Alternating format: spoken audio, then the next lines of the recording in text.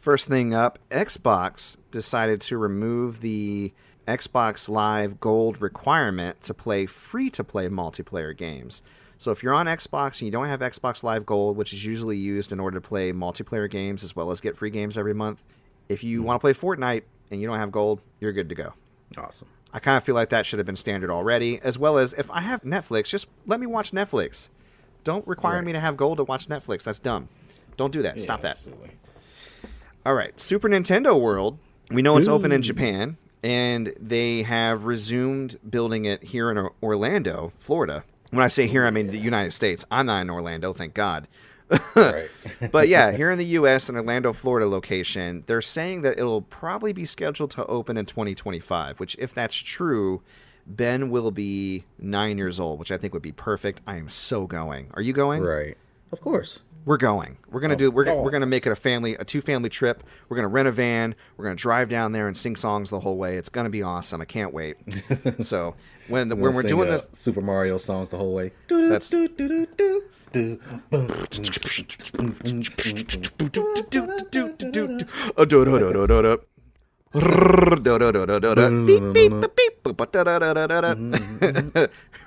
it all the way. Yeah, that'll not get old a half hour in. Right. Or less. But yeah, no, I'm when we do the podcast here in about 4 years, that episode, we'll let you know how it goes. Our 14-hour drive.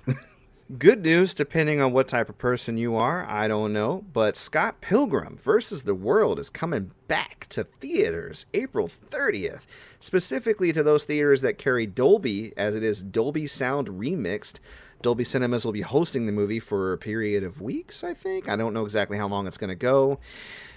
It's my favorite movie of all time, and I am not going to go see it in the theater. Yeah. Of course. Okay. And I'm kind of sad about that. I really want to go.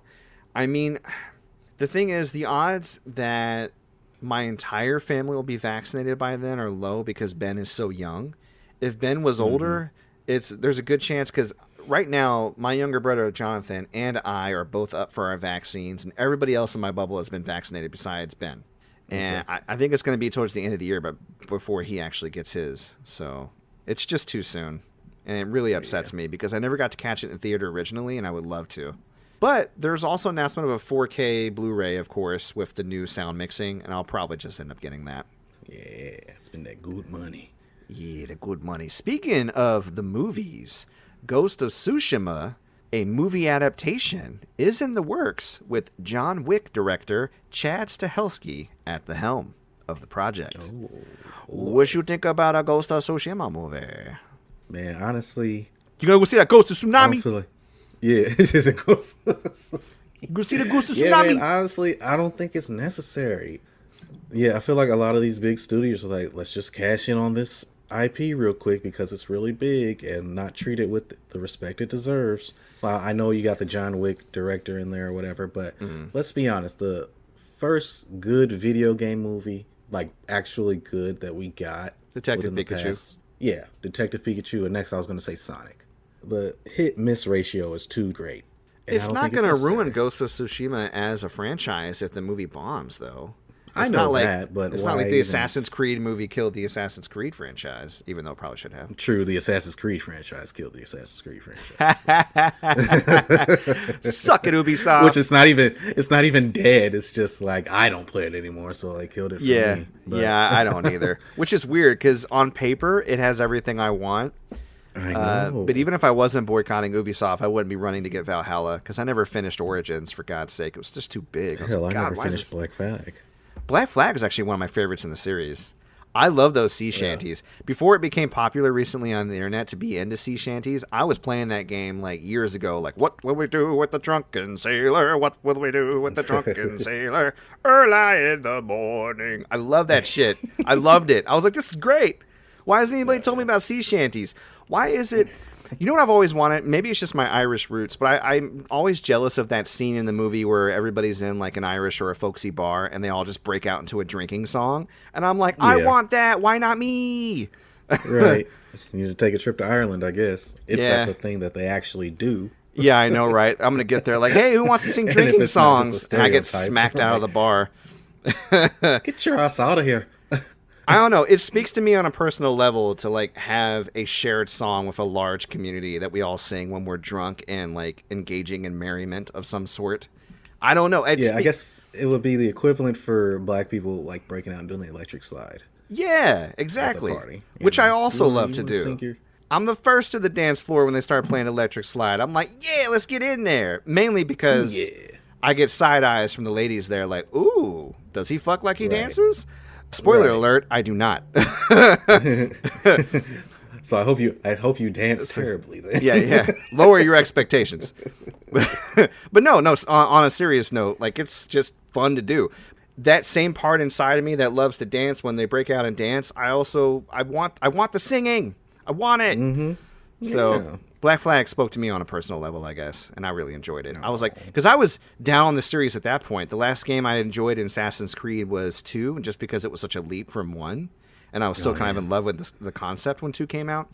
And then after that, I just really fell off hard, and I played Black Flag because it was given to me for free through Plus or whatever, right, on a humbug, and I was just like, I love this, and I'm never going to stop playing it. Yeah. So, Brotherhood was the last one I enjoyed. yeah. I played Revelation in 3, and they were just like, Yeah. Yeah. But, what are you going to do? Yeah, I played 3 way after the fact. I mean, once I liked Black Flag, I was like, oh, maybe I misjudged this series. I went to 3, and I was like, nope, no, I didn't misjudge it at all. But no, we're off topic. But Ghost of Tsushima. Yeah. I actually really like the historical setting that they placed the game in. I like the characters. I like the juxtaposition of like samurai values versus like the thieves and like the ghost values, the legend that he grows over time. I feel like it could make for an amazing movie only because the story was one of my favorite parts about the game. And you're right. They could totally trip over their own feet and screw it up. They could. But I also feel like that of a lot of games that have been translated to cinema, this would translate more easily. It would be one of the best stories to translate, I think, because it's very cinematic inherently, Yeah, it's completely grounded in reality as well. I mean, think So you don't have about to work with them fantastical elements or anything like that. Uncle Daddy Shimura, man. Come on now. Man. If they did it, I would need them to have literally like the same actors, like the face capture actors and everything. But I feel like they would be like Ghost of Tsushima, starring Tom Cruise. Well, I'm gonna make a movie called The Last Thing on Earth, starring Steve Martin. Tom Hanks. No, Tom Hanks. That was Tom Hanks. Paul Mooney. I always thought Paul Mooney said Show. Steve Martin. I think it's better to say Steve Martin, but yeah, I get what you mean. Oh, either way. The Last Samurai starred Tom Cruise. I'm gonna make a movie. It's funny you mentioned that because the article I read about Ghost of Tsushima, the movie, and Chad Stahelski being at the helm, they were like, no one could do samurai combat better than Chad, and I was like, word. That's a little. That's. I don't know. I mean, there's gotta be at least one person, right? Yeah, perhaps somebody Japanese. I don't know. So that was a little. But I mean, he does do good with John Wick, and it's going to be an American movie because it's an American franchise. I get it, but gross. But I get it. Right. But seriously, like after you wrote it and you read it in your mind, you're like, nothing wrong with that. Moving on.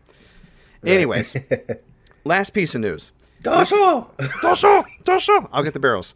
Last piece of news. Right. This is some Sony news. Now, it's a little bit disappointing. The PS3, PS Vita, and PSP stores, online stores, are set to close later this year. Now, for those of you who may not know, the only way to buy content for PS3 and PS Vita and PSP due to a recent update to the PSN store is through the consoles themselves, which is already annoying enough. But they're going to close the stores for those consoles completely down. For the PS3 and PSP, the date is set at July the 2nd. And for the Vita store, it's set to close August 27th. Now, there has been no word on whether or not users with existing content, so games you already bought on the store, if after the store closes, you can still re-download the games you already owned. But for sure right now, we know you can't purchase any new games. We're going to be keeping an eye out for any future statements from Sony, because obviously this is a bit of a big deal if you have a lot of purchased or licensed content they never really gave you a proper external hard drive for PS3, right? PS Vita and PSP memory cards are hard as hell to find, and they're overpriced. So this is going to kind of suck for people who have sizable libraries. Now, sorry. No, I just wanted to point out that this has not been officially announced by Sony. This has just been reported on by multiple news sites from unsighted sources. So, to be fair, though, those dates are it's pretty probably specific. True, though. Yeah. No, I'm sure it's true, but yeah, we're waiting on their official press release as far as the details because there's a lot of unanswered questions, like what I said about downloading games you own. Right. But yeah. What I Get would out say, there and buy that shit now. yeah, if you had anything you were sitting on for whatever reason, buy it. I think I might buy Pain. I always like that game. Pain. Yeah, it's a game where you flick the guy and all the stuff, and you get points for like how much stuff you destroy by flip like a human catapult. I always thought that was a fun controller passing game that I never owned. But yeah. Conversely, there is news that Sony requested a patent for trophies on older games that existed before trophies. Yeah. Now, it's nothing to get super excited about because Sony, like many other companies, will regularly get patents for stuff it doesn't plan on doing anything with just to get them, because what if? But if it is coinciding with this move, they could be possibly planning to make the PS5 backwards compatible or beef up PS Now with its previous titles, a la what Xbox does. Because honestly, with the robust library of games that they have, especially the really rare ones that none of us can get our hands on, like Shadow Hearts Covenant, it would be really nice if they would make those games available on PS5, either through PS Now or through individually purchasing them. That would be nice. Yeah. This is why I always buy physical, unless it's something that I can't. Yeah. Because you never know. You never know when a company's going to shut down the online store and then you won't be able to purchase a game anymore. And then the price will explode, which I guarantee you is already happening with PS3 games. Like, I've got a gaggle of PS3 games that I haven't even listed yet because I know that these prices are just going to explode. No, you're right. You're right. When it officially drops. So that's a good heads up for all you collectors out there. If you haven't already, get your asses out there and get those PS3 games, those Vita games, those PSP games you've been sleeping on.